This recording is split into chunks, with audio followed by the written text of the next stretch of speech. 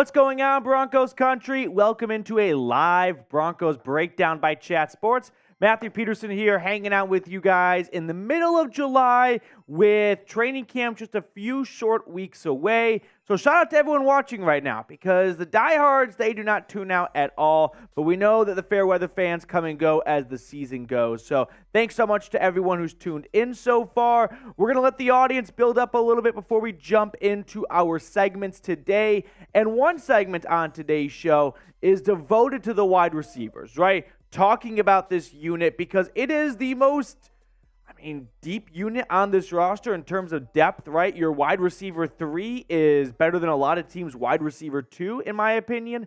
So one big factor is Courtland Sutton and whether or not he's going to get back to that 1,000-yard type play he had in 2019. So let me know.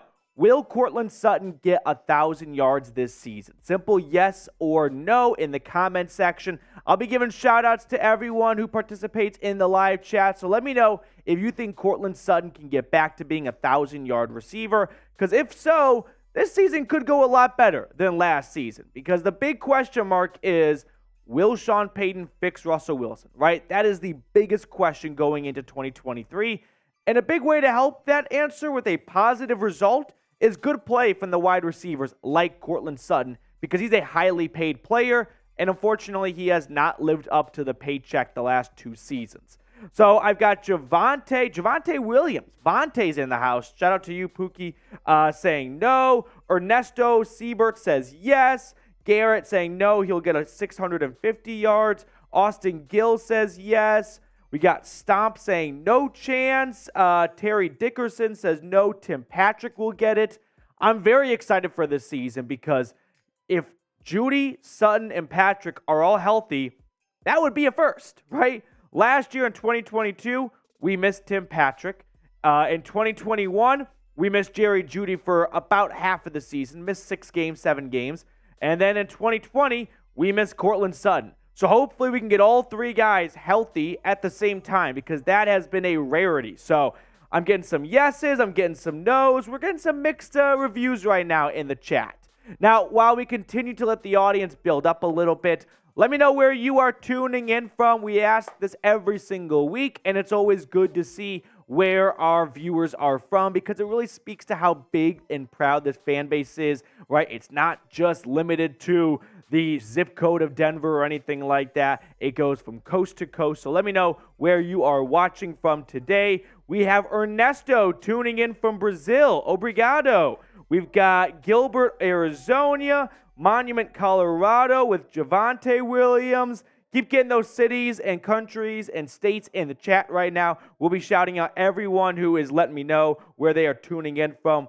Phil is in Oregon. We got Chill Guy in Salt Lake City. Shout out to the Sugar House exit 126, I think it was, right by the Chick-fil-A. That was my favorite stomping grounds out there. We got the Idaho, the Potato State from Sean Walker. Chesapeake, Virginia. We've got Madison, South Dakota. Let me know where you are watching from. Obi tuning in from Philly, but fans since '83. All right, love to see it. Now, while you guys are peppering the chat with your cities, we're going to talk about the possibility, the idea, if you will, of trading Josey Jewell. So what do we think about this idea? Should the Broncos trade Josey Jewell? I did not wake up today thinking we would discuss this, but I saw it on the World Wide Web, and I don't think the idea is all that crazy. So surface level, before we really get into the weeds on this, do you think the Broncos should go out and trade Josey Jewell? You drafted Drew Sanders. You re-signed Alex Singleton. I think it's got some weight behind it, right? Jonas Griffith was someone who everyone was super excited about being a starting inside linebacker last year. He has slowly fallen down the depth chart, but he could kind of rise back up again if you did move on from Jewell. So let me know. Should the Broncos trade Josey Jewell? T for trade or P for pass? It all comes down to what you're getting in return. But if you can get a decent return, I'd be open to it. I like Josey Jewell. This is not an anti-Josey Jewell portion of the show. This is a understanding of the writing on the wall with Jewell being a free agent after this year and the drafting of Drew Sanders and re-signing of Alex Singleton. that could make Jewell expendable. So with that being said, let me give some shout-outs here. We have LA and Georgia in the house. Trade, what would we get? Probably a day 3 pick swap. And that's where it really comes down to, if Denver's not going to get a decent return, they're not dying to move on from Josey Jewell. He's not a bad player who needs to go to a new team and restart or anything like that. But if the Broncos were to get a good return, I'm sure they'd be open to it. Hazard says pass. Malachi, good to see Malachi in the chat. He says pass. Ramon Rivera's here, as always, tuning in from Kansas City. We've got Monopoly asking, do you think we are going to go after Dalvin Cook? You know, we do have a mailbag later on in the show. So if you have any questions, you can get those questions in right now using hashtag Broncos, or you can super chat. So if you want to go above and beyond and guarantee a spot on the mailbag, super chats are always greatly appreciated, and we guarantee a spot during the mailbag. But if you'd like to go the hashtag Broncos route in the chat section, no harm, no foul. Feel free to knock yourself out. You're just going to be at the mercy of producer Jack Lauderay and which questions he wants to pick. And that's a pretty fun, it's kind of like the catcher. He gets to pick the pitch, right? He gets to send the signal, and so Jack's the catcher today. We've got Bentonville, Arkansas in the house right now. So if we got any questions coming in, hashtag Broncos. Pepper the chat right now with your questions. We will save them for the mailbag at the end of the show. What's that? Oh, and most importantly, like the video. We've got over 50 people watching right now, but just 13 likes. What are we doing? Come on. We did not just come in today to get a hangout for 13 likes. Disrespectful. We're at 14 likes. This is what we have on tap for everyone today. Once we get to 20 likes, we will start the show. We will talk about trading Josey Jewell potentially, do a complete deep dive on the wide receiver unit, really get into the weeds on that. I've got a fun show laid out for you guys during that portion, and then a live Q&A, so get those questions in, hashtag Broncos, or you can super chat if you'd like to go above and beyond. Always appreciated. We are at 20 likes. We've got Las Vegas in the house, Enemy County, Nye County. I'm a big fan of Live PD, the resurgence with On Patrol Live. Nye County, Nevada, just a bunch of hooligans out there. I don't know if you are familiar with it, but if you've never been to Nye County, and I never have, watch On Patrol Live. The clientele there is fascinating.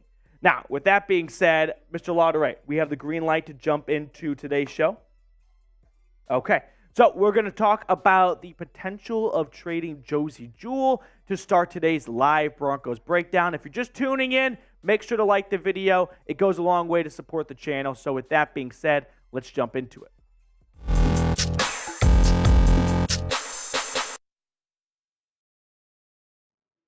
Coming up on today's show, we're going to discuss the idea of the Broncos trading Josey Jewell away. Now, I must admit, when I started this show, or started today, I did not think we would be talking about trading Josey Jewell, but I saw it on a fan-sided article, and at first I thought, that's a bit preposterous, but I think it does have some weight to it. So, like I said, Josey Jewell was included in a trade idea from fan-sided that sends him to the Pittsburgh Steelers. Now, why are we discussing this, right? Well, Jewell is entering the last year of his 2-year, $11 million contract. So he will be a free agent at the end of the season.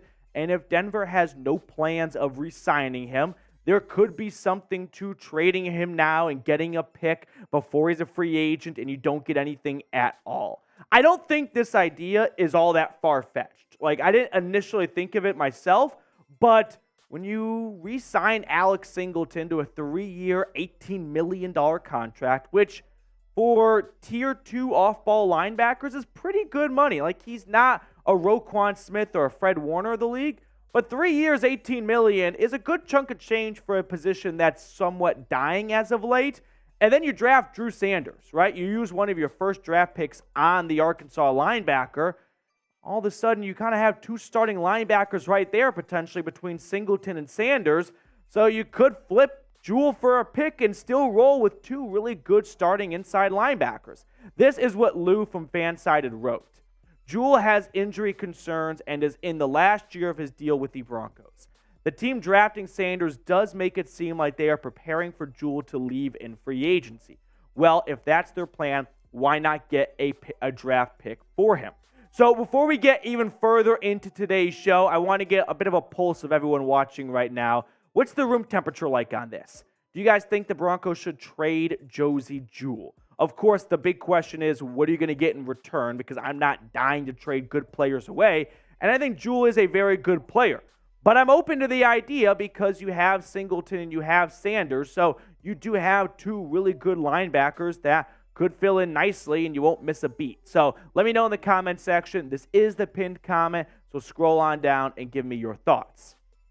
My issue with this is you're not going to get what Josey Jewell is worth, in my opinion. I thought Josey Jewell was the most consistent player on this defense last year after Pat Surtain, right? Because it would be Justin Simmons, but even Simmons had to spend 4 games on IR last year. Now, Jewell was injured early on, but once he came on, I think it was the Texans game he made his debut. He had a sack or 2 against Houston, 7 tackles for loss altogether last year, 2 forced fumbles, 128 tackles. He was dynamite, right? I mean, the PFF grades back it up too. Overall grade of 71.7. They ranked him in the top half of all qualifying off-ball linebackers. Good run stopper, 79.6. By no means is Josey Jewell a top 5 inside linebacker.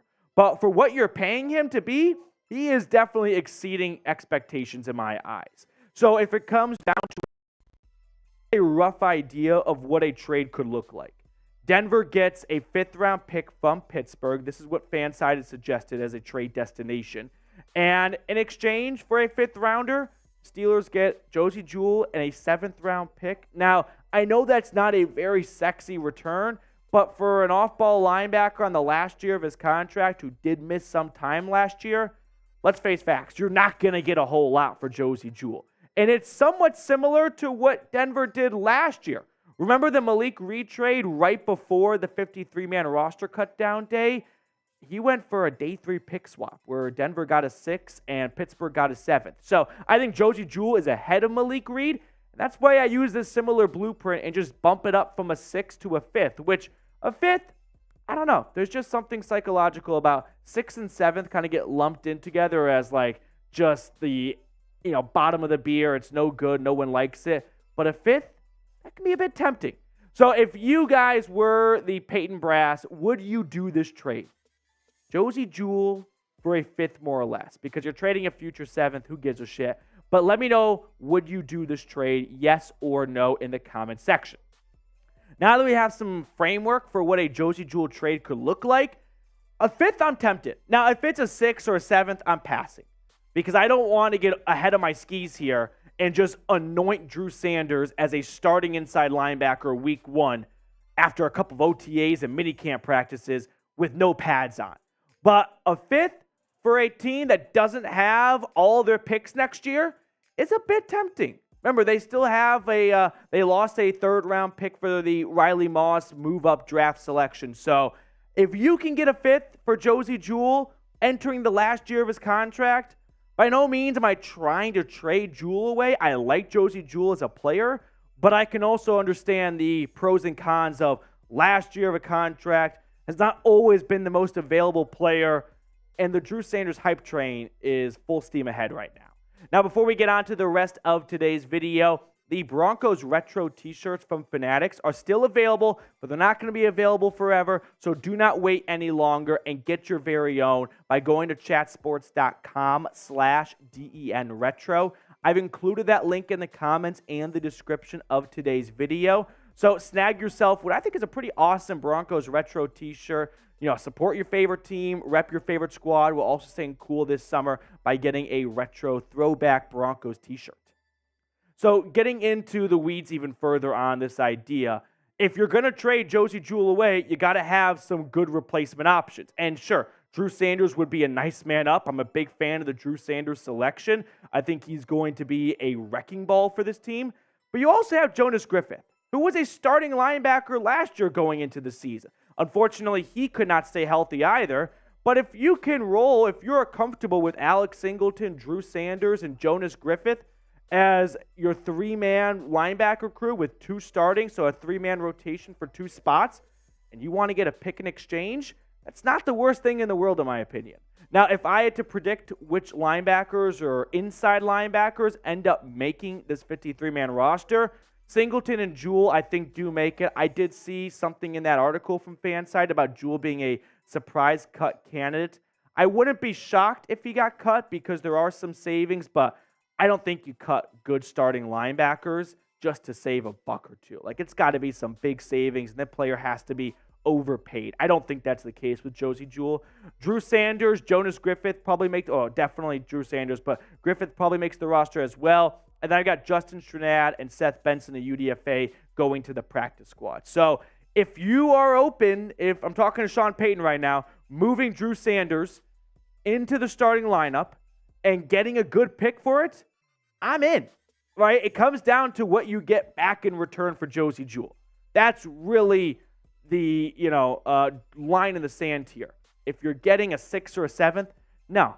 I just think Josey Jewell is better than that, and you can go look at previous Broncos drafts and see who they selected in round 6 and 7. It's not glamorous. So I'm not here to trade Josey Jewell away just for the sake of trading him away. But I can't turn down a good deal. And if you're able to get a good pick in return and get more of Drew Sanders, because I'm a big fan of the Drew Sanders selection, those are win-wins in my book. But again, if you're not getting a good return and you're just doing the trade for the sake of doing the trade, I'll pass.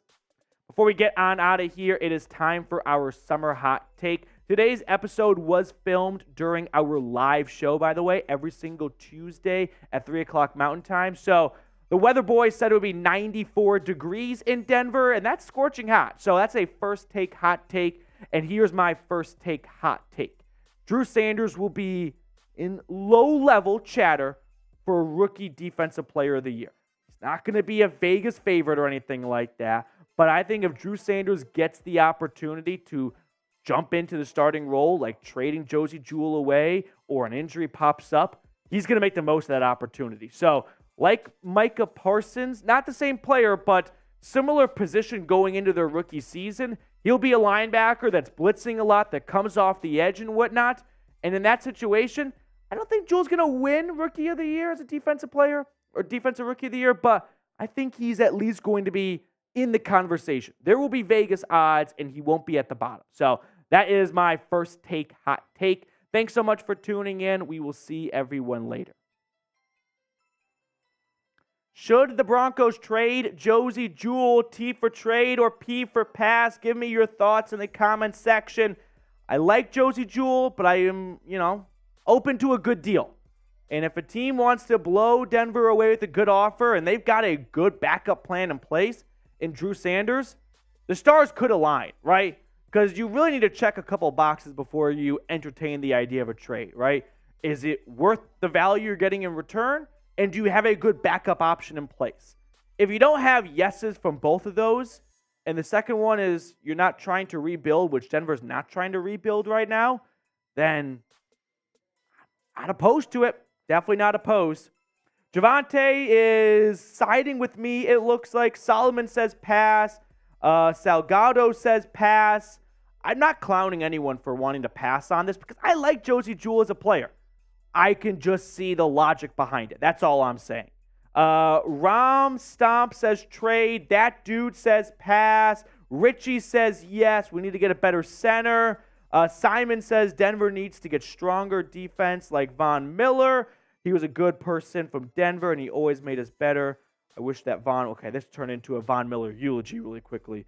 Yeah, I miss Von too. He was awesome. Broncos legend.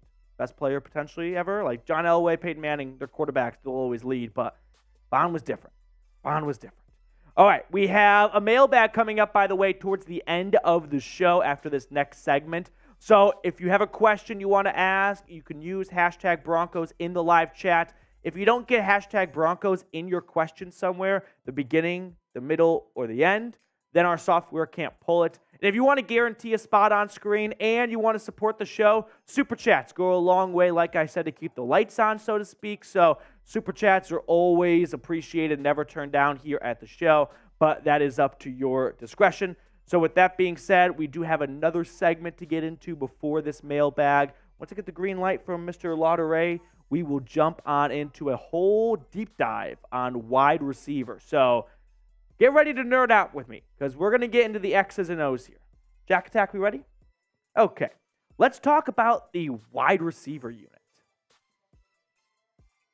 On today's show, we're going to do a deep dive on the wide receiver unit on this team because going into 2023, the biggest question in Denver is Sean Payton and Russell Wilson, right? Can Sean Payton fix Russ? That's what everyone wants to know. That is what this entire season hinges on. And I think if you want to have Russell Wilson be successful in 2023, you need to improve the offensive line, which Denver made a priority, signing Mike McGlinchey and Ben Powers, and you need to improve what's around him.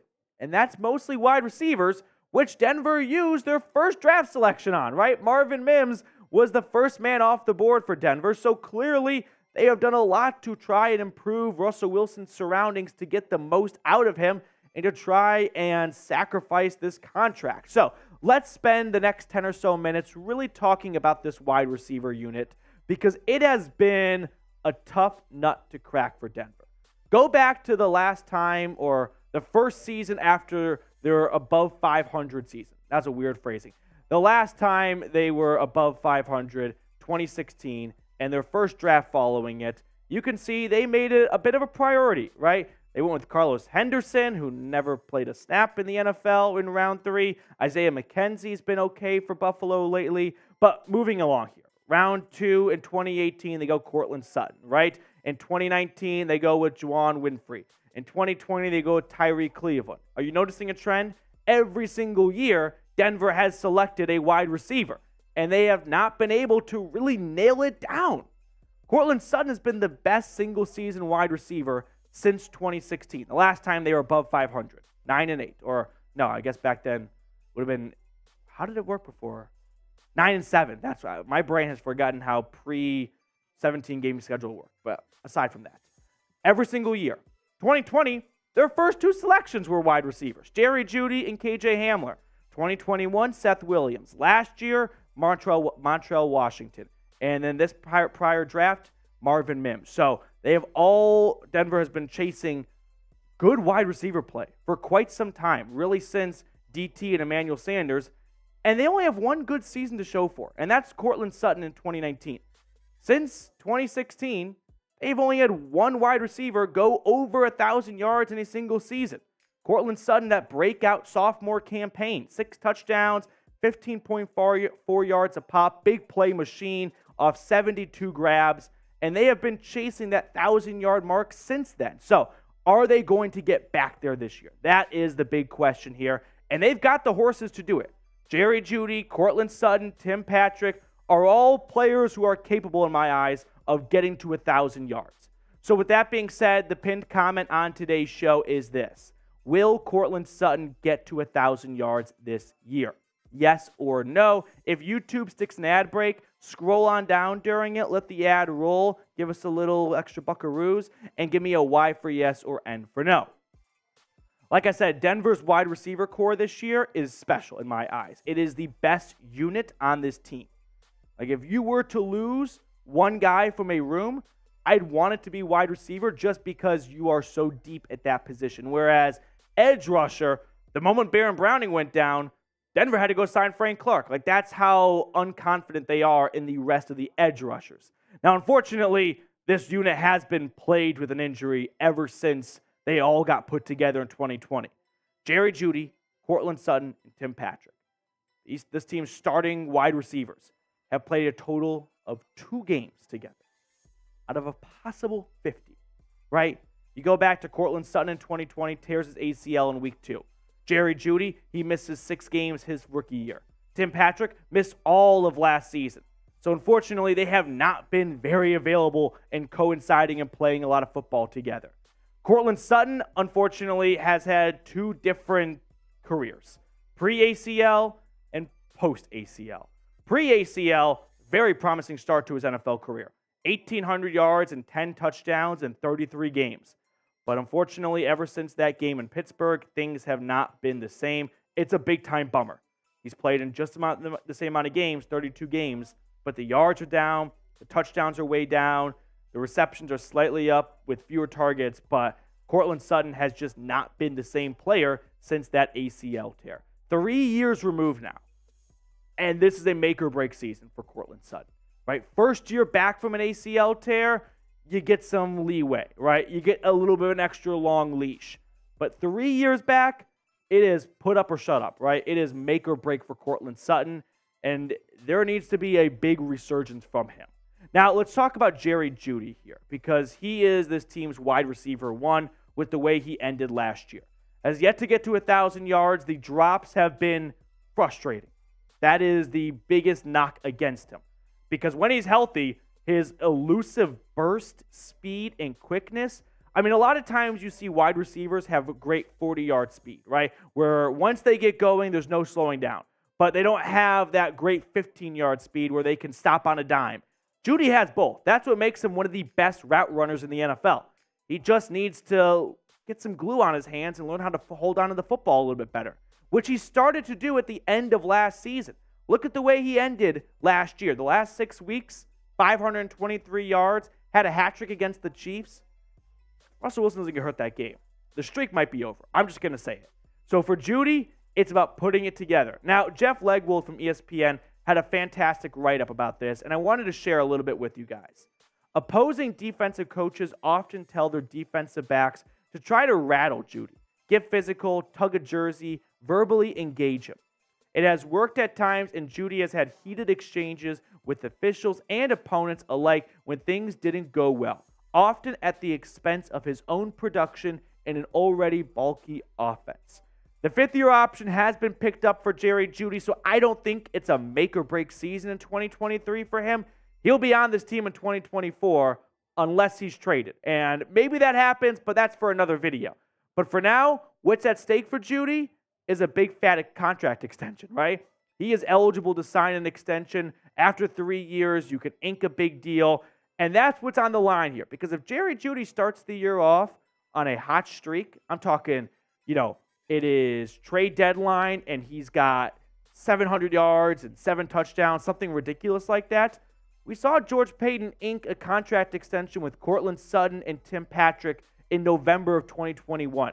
He could be doing the same with Jerry Jeudy if he gets off to a blazing hot start and Denver saves some money for what Jeudy could get on the open market. So that is definitely a possibility if Jeudy puts it all together in year number 4. Now, before we get on to the rest of the wide receiver room here, we're doing a July sub battle with our Chiefs channel at Chat Sports. It's not going swimmingly well. I'm not going to lie to you guys. They've got a slight lead. I don't like that. I don't one bit. I sit kitty corner from our Chiefs host here at Chat Sports, Harrison Graham. And he's not like a in-your-face kind of guy, but you're ever one of those guys who always finds a way to subtly bring it up in conversation? That's what Harry's like. So if you want to help me take down the Chiefs channel here in the walls of Chat Sports before we take him down on the field before the season starts or once the season starts, hit that sub button down below and lock yourself in for free Broncos coverage.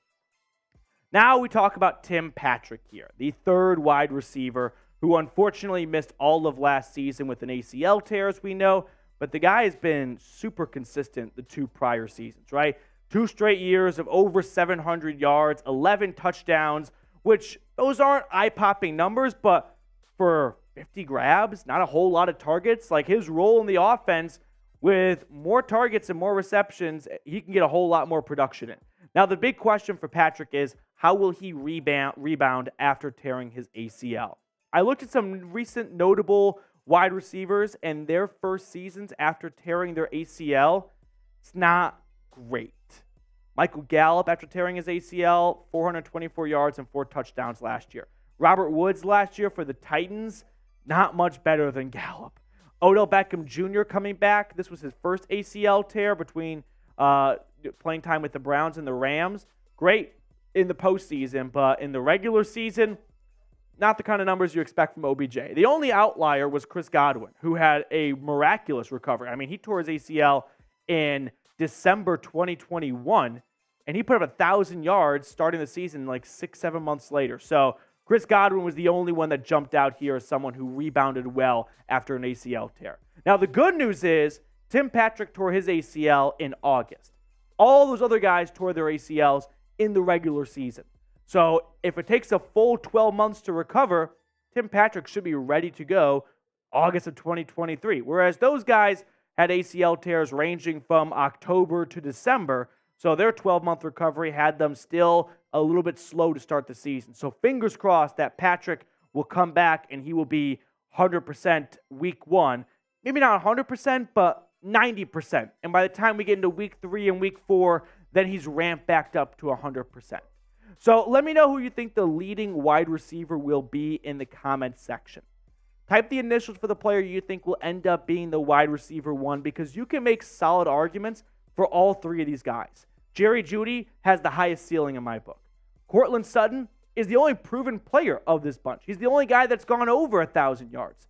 And Tim Patrick, the glue guy, as I like to call him, he's a sleeper.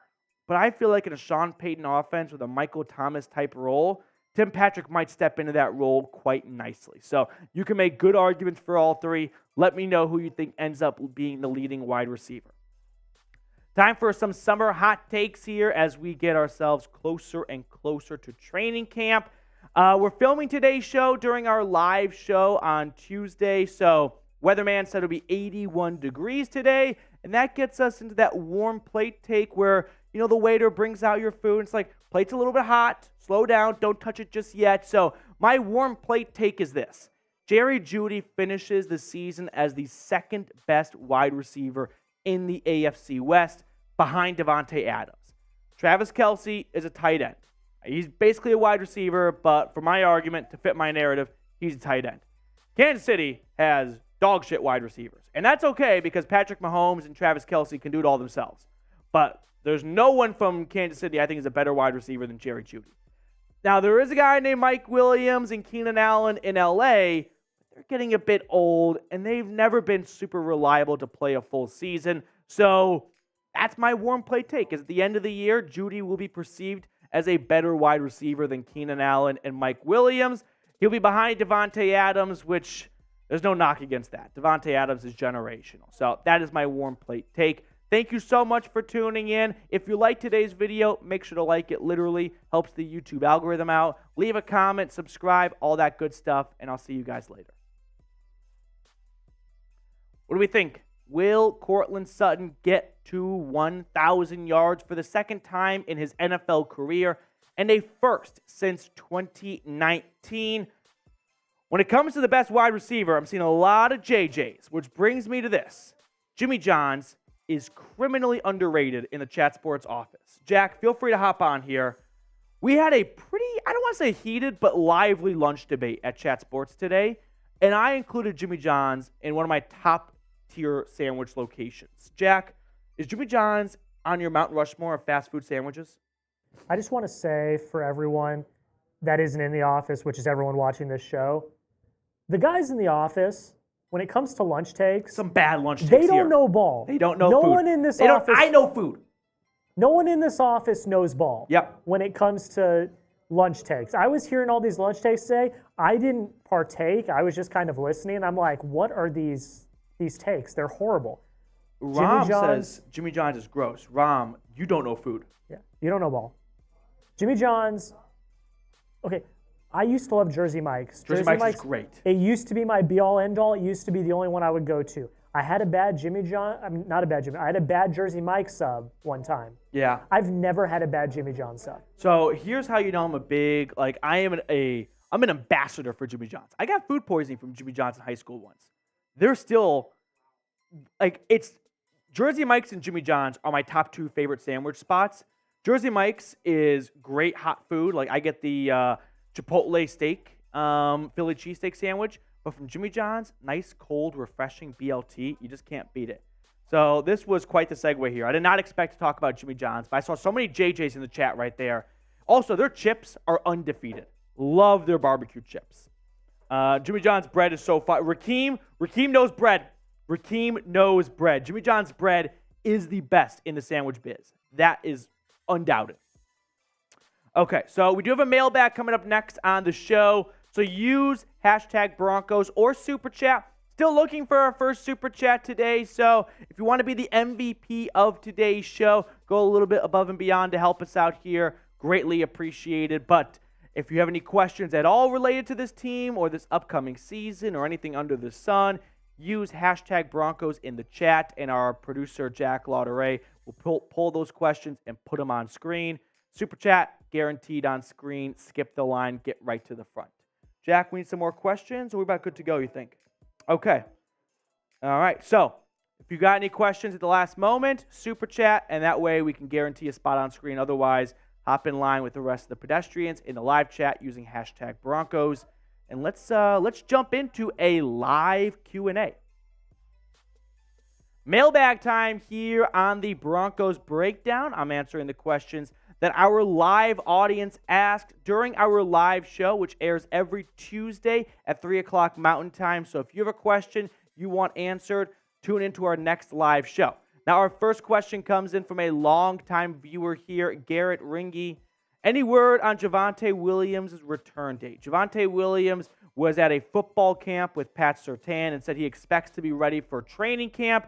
Now, he did sort of water that down a little bit by saying, I expect to be back. I hope I'm back, but it's up to the team, meaning the team's not going to rush him back. If the trainers say he's not ready, this is not a Super Bowl Sunday scenario where they're going to toss him in there week one no matter what. My suspicion is Javonte Williams is trending in a great direction and might start the camp on the PUP list, but not for long. Sean Payton definitely said or expects he'll be ready to go for training camp, and that's a great sign. But when it comes to return day, you might see Williams play week one against the Raiders. I don't think he'll be the leading carry guy, right? I just don't think he's ready for that type of workload his first game back. It might take him a week or two to ramp up. Speaking of the devil, Javonte, 33, asking himself, will the Chiefs sweep the Broncos once again? I wish I could stand here and deliver like a Braveheart speech. I can't. Until Denver shows up in a game against Kansas City, anyone that tells you the Broncos are going to win, they're just full of it. I mean, that's harsh, but they're just, saying it because they want to believe it, not because they have any reason to believe it. So, will the Chiefs sweep the Broncos once again? Maybe. I'll tell you this much. Denver's going to win eventually. This unprecedented run can't go forever. I don't know when it's going to happen, but it will end. I hope it's this year, but I can't say confidently that it will be. Mountain Time, what's going on? As training camp nears, any rumblings on signing a running back like Kareem Hunt?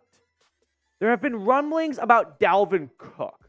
Not much rumblings about Kareem Hunt. I remember back, and this goes way back too, to the NFL Combine, Matthew Berry said that the Broncos should be a team to watch for Kareem Hunt, but we never really saw anything materialize. Now, Hunt last year for Cleveland, former NFL rushing leader in a single season, was not fantastic. Career low, 3.8 yards a carry. His receptions average was also a career low, if I recall. He was not much of a game changer. I'm not really a big fan of Kareem Hunt going into the season. If Denver gets word that Javonte Williams is going to miss an extended period of time, sure, add Kareem Hunt because he's probably better than this team's RB3. And if you want to go with the committee backfield, him and Samaje Perine would be a fun 1-2 punch until Williams returns. But I'm not in favor of adding Kareem Hunt if Javonte Williams is going to be healthy early on, because I think Hunt is just a bit washed at this point. Now, whether it's Kareem Hunt or someone else, name a running back you would sign. Chime in for me down in the comments section below, whether it's Dalvin Cook. If I had to pick one, kind of like Leonard Fournette. Give me playoff Lenny. If you want to be successful in January, Leonard Fournette knows a thing or two about that. So give me Leonard Fournette of all the available free agent running backs. Malachi W., next up on the show. Do you think we will make the playoffs this year? The AFC is just so tough. If Denver was in the NFC West, yeah, I could easily see a path. And Sean Payton is going to turn things around, but you start counting out the 7 teams, and I don't think they're going to win the division. So if they're getting in, it's going to be through the wild card, and they'll be competing with the Chargers, with the Dolphins, the Jets, the Ravens, the Browns, the Steelers. I'm not quite sure if Denver is better than 3 of those 5 teams just yet. So for now, I've got the Broncos going 9-8. 9-8 got the Dolphins in last year, but I don't think they ultimately make the playoffs. That's just my honest opinion. Sean Walker, what are the biggest things you'll be watching for at training camp? Good question. For me, it's going to be a lot of health stuff, right? How does Tim Patrick and Javonte Williams look? As for training camp battles, does Lloyd Cushenberry look like a starting center, or could the 7th-round pick Alex Forsyth take that job? On the defensive side, how's Nick Bonito looking? Can we get a status check, a welfare check on Nick Bonito? Is he looking like a real NFL edge rusher, or is it going to be another redshirt season for him? So Nick Bonito will be a guy I have a close eye on. Secondary-wise, could Riley Moss rival Damari Mathis for that CB2 job? That'll be a fun battle right there. I don't think Damari Mathis has cemented himself as this team's starting cornerback opposite Pat Surtain. And, of course, I'm kind of burying the lead here, Russell Wilson. Like, all eyes are always going to be on Russell Wilson. But outside of that, those are some other things I'll be watching for at training camp. Sean, thank you so much for the question. Now, make sure to subscribe, by the way. Get free Broncos content here, no charge. And the beauty of it is, if you don't like the content, you can always unsubscribe later. That's how honest I am. So if you want free Broncos content, subscribe. Help us reach our next milestone, 14,300 subscribers. And if the content turns you off, just hit that unsub button. Raheem Brown, what's going on? Chance we get Hamler, Mims, and Jeudy on the field at once. Those are some speed demons right there, right? Hopefully, KJ Hamler can get back to that elusive speed he had coming out of Penn State. The chances, they're not low. Like, could you imagine how fun it would be if 1st and 10, week 1 against the Raiders, they line up 4 wide, Jeudy, Sutton, Hamler, and Mims, and just play Madden and 4 verts? I don't think this is crazy out of bounds. If I think about what a Sean Payton offense looks like, it's not a West Coast college football type offense where it's 4 verts. So if you want to have a bunch of well-rounded route runners on the field, this is probably not the best setup. But if you've got 3rd and 17 and you're going deep, these are the guys. Ducky God, what's going on? Do we trade for Stephon Diggs? No. I do think on an unrelated, like Denver's not going to get Stephon Diggs. I don't think that's likely at all. I do question the future of Stephon Diggs in Buffalo because there are some fractures in that relationship. And maybe a trade does happen, but I don't think it's going to be with the Broncos unless they kind of go with if the Bills become the Vikings of that trade, where they move on from Stephon Diggs to go get a 1st-round pick and reset just like Minnesota did, and they got Justin Jefferson. So maybe you could see, I'm not even really going to put it in the air, but a trade could look like Stephon Diggs for Jeudy and a pick. That way Sean Payton gets, a proven wide receiver and Buffalo resets a little bit, but this has a 0.1% chance of happening. Broncos fandom, what's going on? Any chance of trading for Danielle Hunter? I've got a bunch of trade questions in today's show. I think there is a chance. It's got more of a chance than Stephon Diggs. That much I'll say, because Danielle Hunter, the last couple of seasons for the Vikings, when he's healthy, look at the numbers. You usually don't think of Danielle Hunter when it comes to top edge rushers in the NFL. I put up 14.5 sacks 2 straight seasons, 2018 and 2019. Now, unfortunately, he missed all of 2020. He missed a lot of 2021. And last year, he finally got back to playing a full season, and he had a casual 10.5 sack performance. So George Payton still knows a guy or two up in Minnesota, and if the Vikings don't want to give him a new contract extension, maybe Payton kind of bites the bullet and goes, my Nick Bonito pick is not working out well. My Randy Gregory contract is not looking too good right now. We still do not have a long-term edge rusher. And when you think about the building blocks of an NFL team, it's quarterback, left tackle, and defensive end. Those are the building blocks, right? Those are the cornerstone pieces.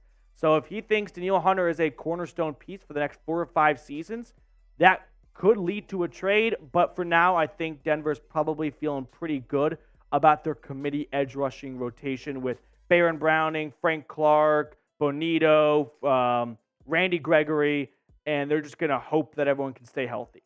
So what do you guys think? Will the Broncos make another trade after talking about Stephon Diggs and Danielle Hunter? We've learned that George Payton is not afraid to pick up the phone and make a deal. So what do we think? Before the season gets underway, will there be another trade in the Mile High City? Yes or no?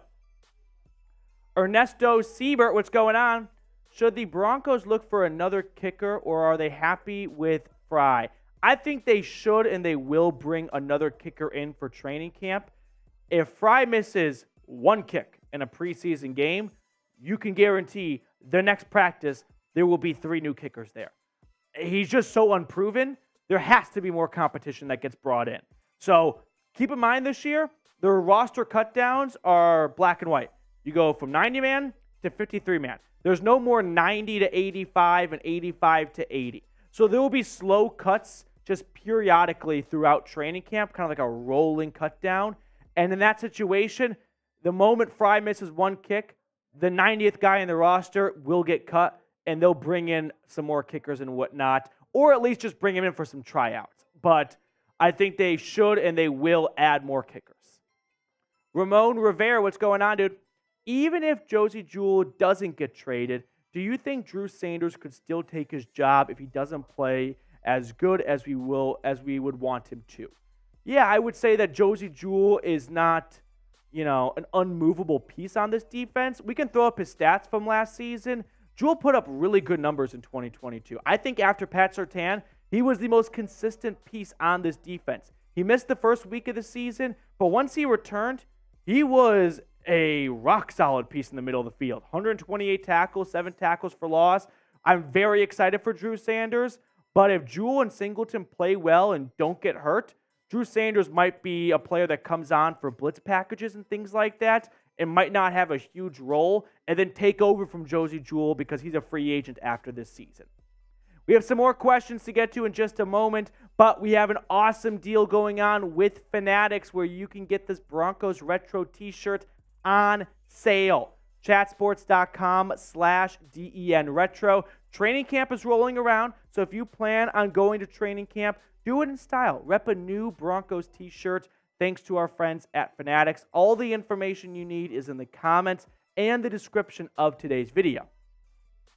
That dude, Mr. One, does anyone else feel like Greg Dulcich is going to get 1,000 yards this season? Because I do. Love the flow. Love the hammies, the short shorts or something else. But I'm not quite there. And it's not because I don't think Greg Dulcich is a good player.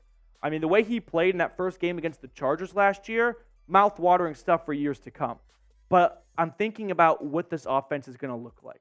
Sean Payton comes in, and he wants to change the way Hackett ran it. And Hackett had Russell Wilson and Brett Rippon throw the ball good enough to have the 16th most pass attempts in the NFL last year. I think that number is going to go up. And by up, I mean closer to 32, not 1. So if the pass attempts are going to go down, and you've already got Jeudy and Sutton and Patrick, there's only one football. That's a lot of mouths to feed. I just don't know if there'll be enough targets for Greg Dulcich to get to 1,000 yards. The talent level is there, but the role in this offense, unless he truly takes over and he looks like a new top 5 tight end and just emerges on the scene out of nowhere, I'm just not sure he's going to get enough volume to get to 1,000 yards. Plus, it's not easy for tight ends to get to 1,000 yards. Travis Kelce did last year. Kittle did not. Waller did not. Mark Andrews did not. Hawkinson did not. I think there was only one tight end who got to 1,000 yards last year. So it's just not an easy thing for tight ends to do. Jace Bear, what's going on? Do you think any of our receivers or tight ends will make the Pro Bowl, and who? Jeudy probably has the best shot at it. If Jeudy finishes, or excuse me, if Jeudy plays the 2023 season the way he finished the 2022 season, we're talking about a potential 1,300-yard receiver, 8 to 10 touchdowns. Those are Pro Bowl numbers right there. So Jeudy would be my pick. All right, summer hot takes time to get us through the dog days of the offseason. We are filming today's mailbag on Tuesday, so the weather report for today said it would be 90 degrees, which gets us right on the cusp of that first take hot level take. So my first take hot take is the Broncos will go into Week 18 still in the playoff hunt. Sean Payton is just too good of a coach to have this team turtle up and not get themselves into the playoff mix or conversation at least. So last year we saw the Dolphins make the playoffs in the last moment of the season, right? Not all 7 AFC teams were tickets booked and punched and whatnot going into Week 18. I think Denver could still be in the mix and still be in the playoff hunt going into the last week of the season. Will the Broncos make another trade? What are we thinking? I've got some N's for nose coming in. Rakeem Brown asking, do you think we will be in more of a pistol-style offense? Really getting into the weeds here. I don't. I think they're going to run the football a good chunk, and I think they're going to have Russell Wilson line up under center a good chunk. I don't think you're going to see a whole lot of pistol set plays, though. We got Robert here from the Seahawks fan base. We're still in your mentions, still living rent-free in your head. So, okay. Solomon. Wow, I combined Solomon and Salmon for a moment. Jewell is a tackling machine. Why does everyone want to dump him for a trash pick? Jewell's a great player. No knocking against Josey Jewell here. But I think Solomon, you could see the writing on the wall of 3-year extension for Alex Singleton. Drew Sanders draft pick doesn't really bode well for Jewell long-term here. So if they don't see a long-term piece for him and they like Drew Sanders, Singleton, Sanders, and a pick might be too tempting for Denver to pass on. That's all I'm saying. We do have a whole bunch of new subscribers coming in lately. If you have not subscribed yet, please go ahead and do so. We're going to wrap up today's show. Thanks so much for everyone taking time out of their Tuesday afternoons for coming out and hanging out with Jack Lauderay and myself. Greatly appreciated. If you like today's show, like the video, always goes a long way. Subscribe, all that good stuff. We're going to sign off. We're going to get you guys on out of here, and we'll see everyone periodically throughout the week.